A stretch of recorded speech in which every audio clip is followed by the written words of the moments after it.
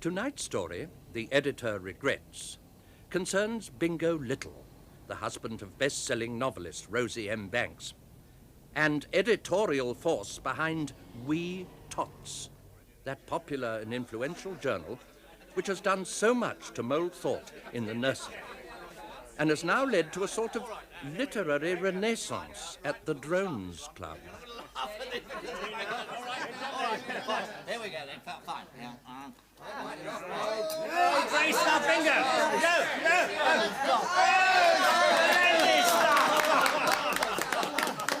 There you are, Bingo. Top. Cast the optics over this for size. What's this, Elbean? It's my first column of racing notes for that magazine of yours. See? Straight from the stable by Stilton Cheesewright. Yes, I'm sorry, Stilton, old egg, but my magazine, We Tots, is for the under-sevens.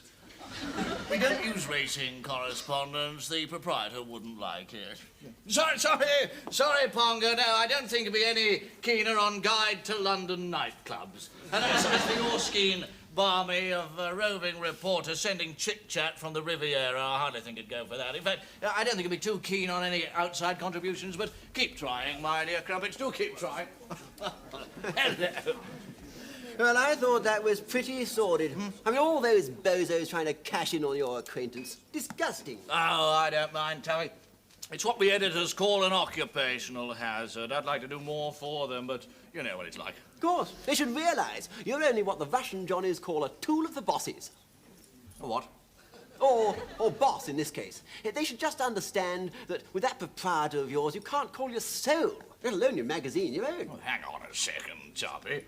Old Perkis may have one or two things to say about policy, but I'm still the editor of We Tots. Ah. Well, in that case, perhaps you'd care to glance at this piece I've thrown together on little-known copies.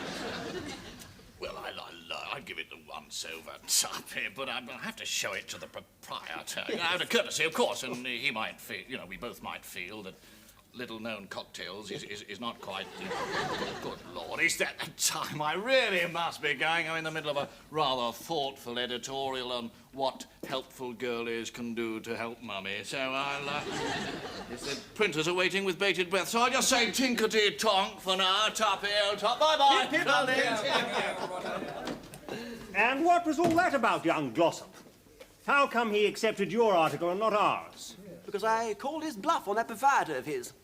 You mean to say he hasn't got one? Oh, he's got one, all right. P.P. Perkis. But I happen to know that Perkis has been over in New York for the past 2 weeks. And being in sole charge, I rather think has just gone to old Bingo's brain. Such as it is. And made him drunk with power. Exactly. Yes, he's riding for a fall that will jar that complacent trouser seat of his clean out of the editorial chair, never to return. And here's another tip for tiny, helpful girlies. Gladys, how many times have I told her not to interrupt me when I'm dictating editorials? Oh, sorry, Mr. Little, but there's a Miss Jobson wants to talk to you on the telephone. Oh, she does she? Well, tell her to write. I don't have time to chat to casual callers. Sorry, Gladys. Thank you, Gladys. Tiny girlies, did you know that Mummy's grubby old diamonds can be brought up fresh and sparkling by soaking them overnight in a basin of gin? Mummy will get a lovely surprise and probably think the pixies did it. Well, Mr. Perkis, so you're back then? Clearly, Little, clearly. Well, how are things? Oh, fine, Mr. Perkis. Couldn't be better. You could eat your dinner off them. Yes, steady hand at the tiller. What still, we're glad to see you back, sir, looking fit and bronzed. Had a good trip, sir? Very rewarding on the whole, thank you, Little. And by the way, Miss Jobson will be telephoning shortly. Job, already phoned, sir. Ah, no problems, of course. No problems at all, sir. I soon gave her the air. I beg your pardon? Yes, busy. Far too busy to talk to females. I told her to write, stating the requirements legibly on one side of the paper only. You idiot! You lunatic! How do you mean exactly, sir? You drivelling imbecile! You drooling half-wit! You cloth-headed incompetent! You addle-brained illiterate! Sir, before we descend into personalities, I'd like to take it I've created something of a floater. A floater? Listen, Little. Bella Mae Jobson is the all-time best-selling children's author in North America. Ah. She is the creator of Willie the Walrus, of Arnold the Aardvark, of Iris Iguana, and above all, of Charlie Chipmunk, who alone sells in his millions. I was fortunate enough to meet Miss Jobson on my return voyage. She lent me Charlie Chipmunk up the Orinoco. A masterpiece, little. Well, I'll put it on the library list, sir. I knew at a glance that here was the circulation-building stuff Wee Tots has been waiting for.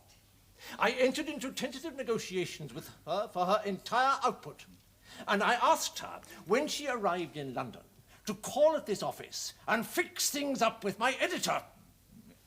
Oh, God's gift to the nursery, gone forever. You realize what this means, little? No, not exactly so, no. It's ruin! Oh, come on, sir. Things can't be as bad as that, and I'd like you to know when things get tough, you can always rely on me, sir. Oh, no. No, I can't. Why not, sir? Because you're fired.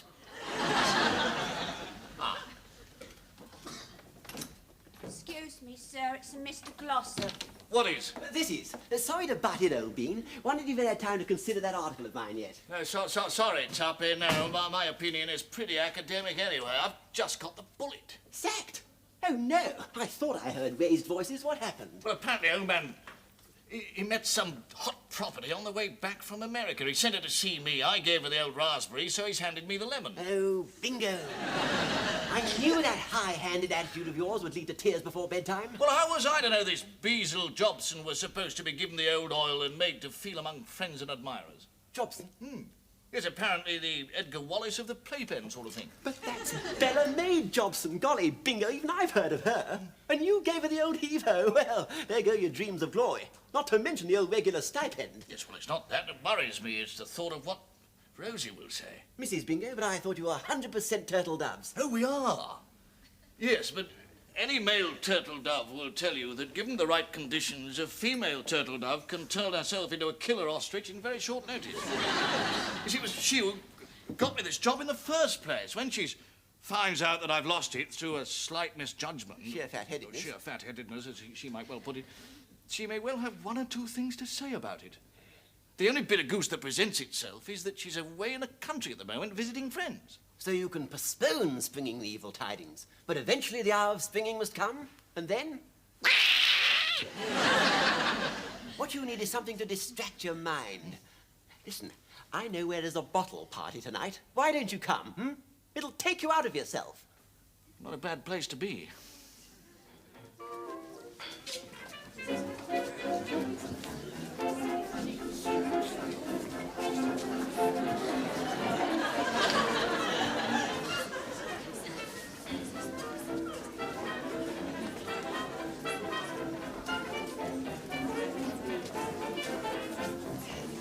Hi there. Hello. You look lonely.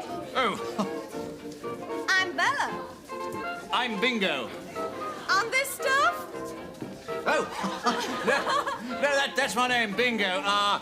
Little goes with it if you want the whole thing. Hey, little Bingo. That's cute. Well, if you say so. Can I get you another drink? Oh, that's real nice of you. Thanks a lot, little Bingo.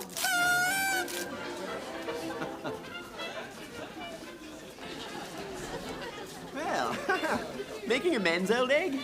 Amends? Don't tell me you don't know Bella Mae Jobson. Well, the old chipmunk fancier. No, I never got to meet her. Hey, you're meeting her now.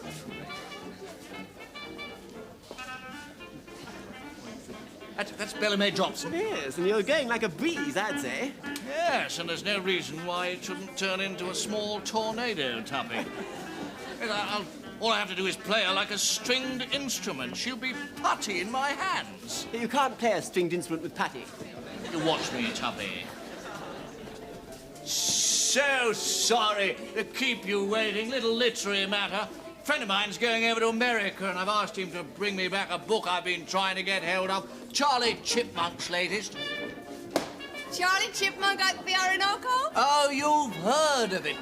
What a book. Well, what a writer. I mean, such soul, such depth of understanding. Oh, you like the way Miss Jobson writes? Like it, may I tell you, I consider Miss Jobson the greatest authority on animals since Charles Darwin. I mean, she really gets inside the skin of those animals, so much so that whenever I'm feeling lonely, all I have to do is to curl up on a sofa with Willy Walrus. And it's not just Willy Walrus, there's Arnold the Aardvark. Iris the Iguana? Oh, you've read them. Honey, I wrote them. You wrote them? Are you trying to tell me that you didn't know? Bella May Jobson, yes, of course. Good Lord. My dear lady, this is indeed a great honor.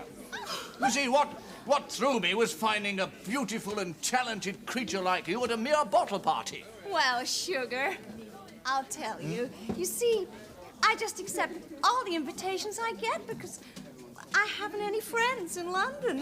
I spoke to you first because I thought you looked just as lonely as little old Bella May feels in this big, strange city. Well, that's a state of affairs that can soon be remedied for both of us. As of now, I'm going to show you London as it's never been seen before. Gee, that'll be peachy. Charleston, everybody! Hey, do you shake a toe, little Bingo? Valentino took lesson. Well, move over, Nazimola.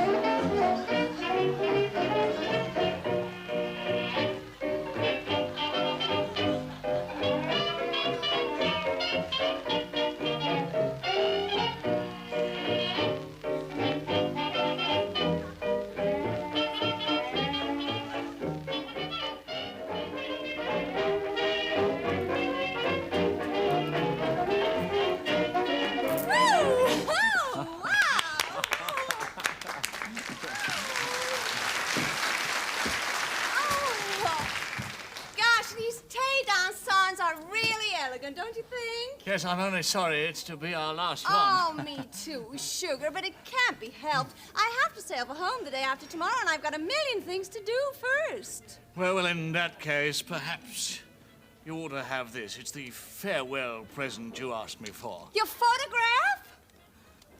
Oh,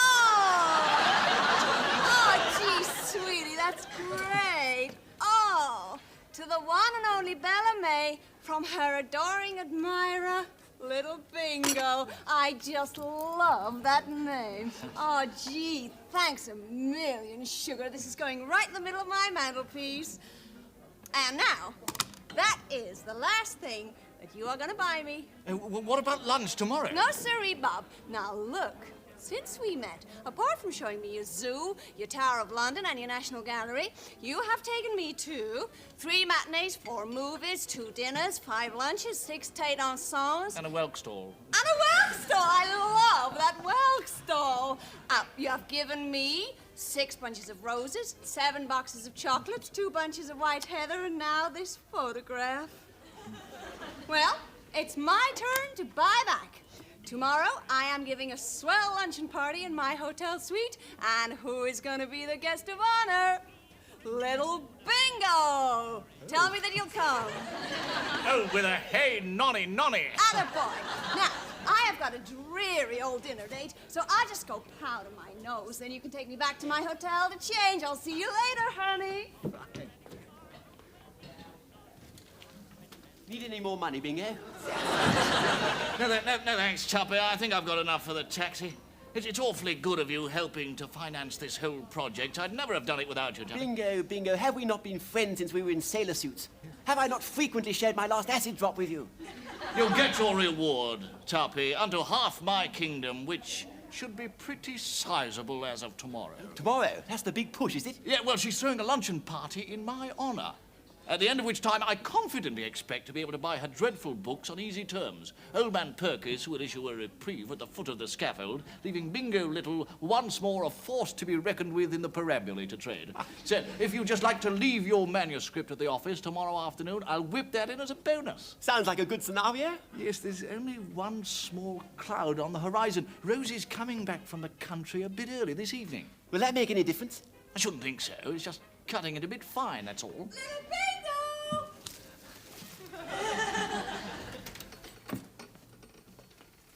Bingo! Oh, greetings, moon of my delight. Oh, how lovely to see you. Oh, you too, queen of my soul. Oh, this is fine. This is great. This is terrific. And such a surprise. I thought you were spending rather longer in the provinces. What, and miss our wedding anniversary? You haven't forgotten that tomorrow is our wedding anniversary? Me, I should say not. I've been counting off the days on the old calendar. So have I, sweetheart. Bingo?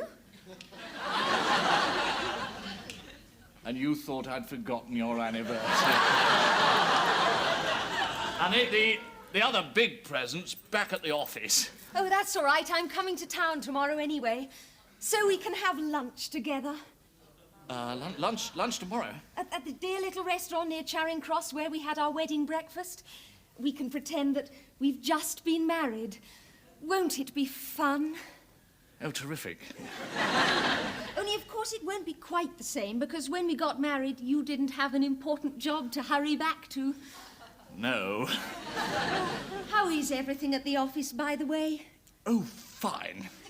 And Mr. Perkis is still pleased with your work? Well, yes, indeed. He's fascinated. Only the other day he was telling me I had a lot of individual qualities. In fact, things are going so well that I'm going to have to get into the office first thing in the morning, you know, to sort one or two things out.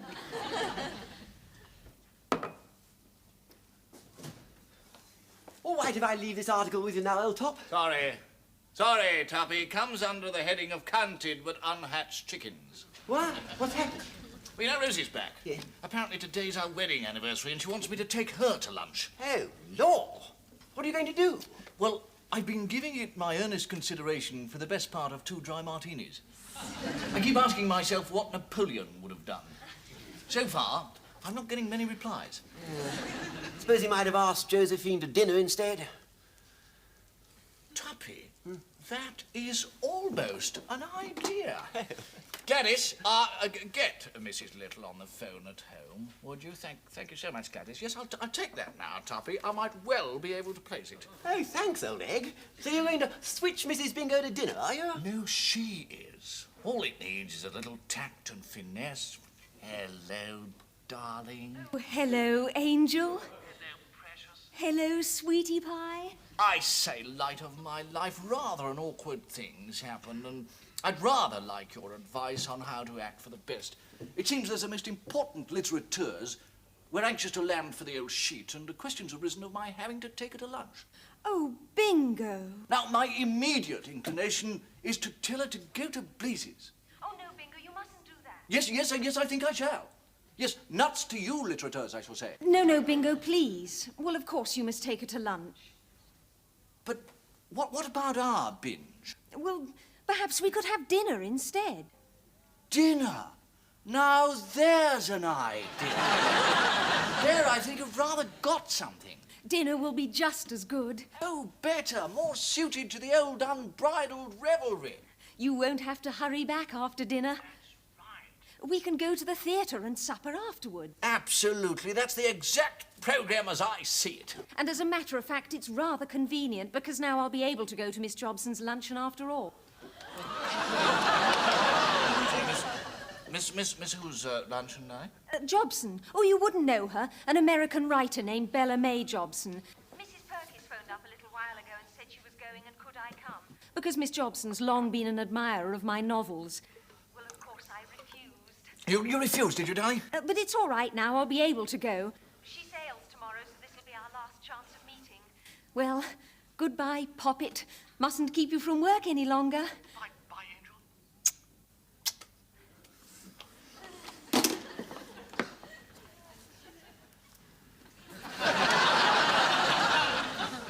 I say, Bingo, old corpse, you look a bit blue round the rims.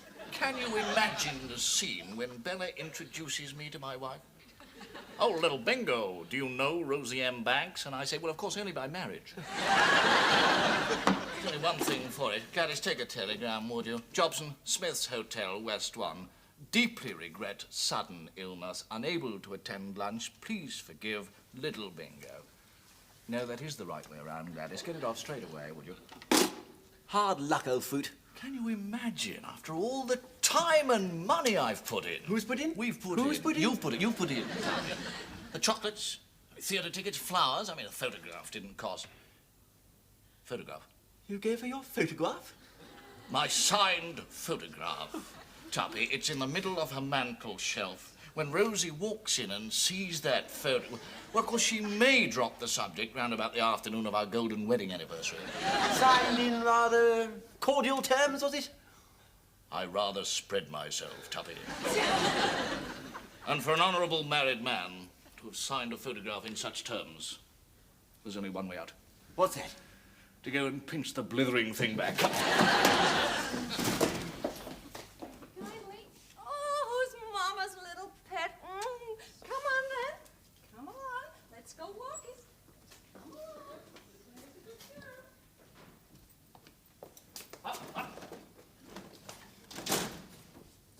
Oh, good afternoon. Miss, official press covering this afternoon's lunch.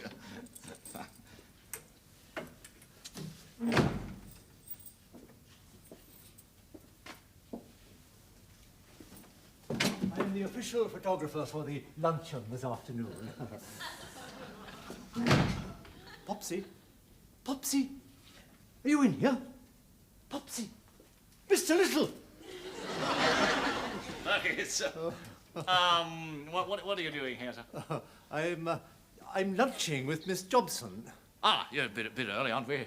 Yes, a little. I thought I'd take her Pekingese for a walk. Which Pekingese is that, Perkins? Popsy. Popsy, yes, indeed. Thin story, Perkins. Should you wish to improve it, I'll be round the corner at my club. But Mr. Little!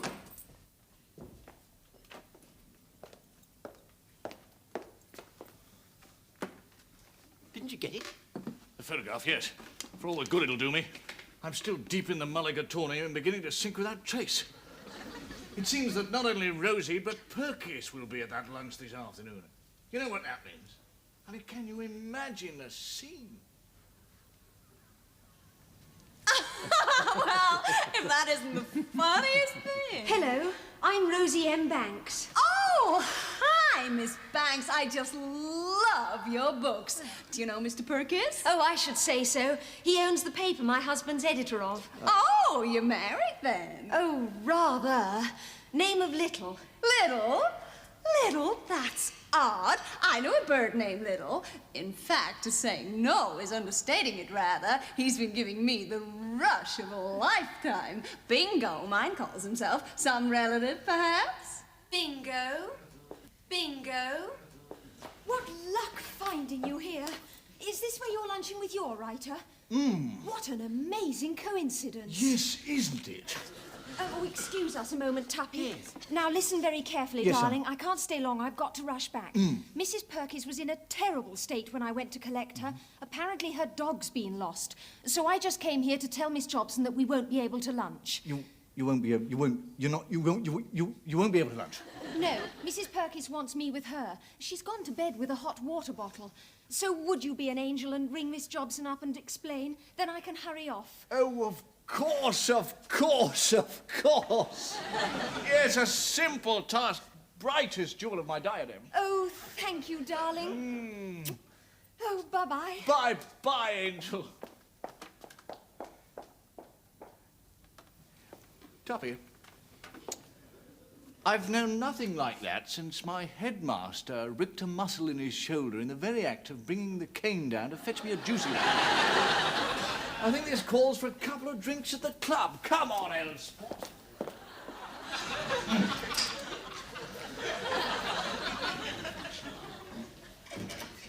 Mr. Little, may I have a word with you in private? Excuse me. Yes. Excuse me, Tommy, yes.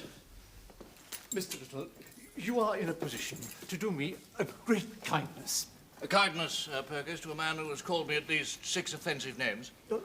I am faced with a disaster so appalling that the mind reels at the thought of it. Any moment now, my wife will be arriving at the hotel. We are lunching with Miss Jobson. Now, I appeal to you, Mr. Little. You know my wife. With your vast experience as a story editor, will you think up some story and go to the hotel and intercept her? Yes, I'm getting a bit fog-bound, Perkins. Could you explain the whole thing from the start? Well, I had supposed this luncheon was to be for Miss Jobson and myself alone. I have just concluded negotiations for the publication of her works. But the point is that in order to secure this material, I was compelled to... Oh, how shall I put it? Give her the old oil. Precisely. That's exactly what I did. I thought that any means would justify the ends. Yes, Perkins, I've no wish to condemn you unheard. But this all begins to sound a bit French. Tell me, did you kiss her? Oh, no, certainly not. Our relationship was conducted with the utmost circumspection. But I took her to the British Museum, to Madame Tussauds, and a matinee at Sadler's Wells. And then, when I saw that she was weakening, I gave her my wife's Pekingese. You gave her your wife's Pekingese? Yes. She admired the animal when she was visiting our house. I smuggled it out in a hat box when I left home this morning. I took it to the hotel. 10 minutes later, she'd signed the contract. An hour later, she telephoned to tell me that she'd invited my wife to lunch. Well, I hastened to the hotel in the hope of purloining the animal, but it was not to be. Oh, consider my position, Mr. Little. What can I do when my wife arrives at Miss Jobson's suite and finds her in possession of her Pekingese?